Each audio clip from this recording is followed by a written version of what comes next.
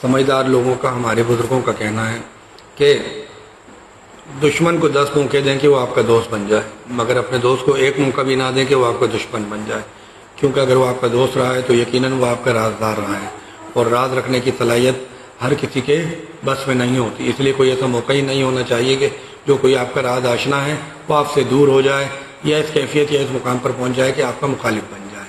اور اگر آپ کے ساتھ کبھی ایسی صورتحال پیش آ ہی جاتی ہے، کسی سے اختلاف ہو ہی جاتا ہے، کسی سے کنارہ کشی کرنا ہی چاہتے ہیں، تو اس کا راز رکھنا سیکھیں، اس کی ذاتیات پر حملہ نہ کریں۔ اگر کسی اچھے وقت میں اس نے اعتماد کر کے آپ کو اپنی دل کی باتیں بتائی ہیں تو اسے اپنے دل تک محدود کر دیں، اپنے اختلاف کو اختلاف تک رکھیں۔ کسی کی ذاتیات کو کمتر کرنے کے لیے یا اس پر حملہ کرنے کے لیے پلان نہ بنائیں، اس حوالے سے نہ سوچیں۔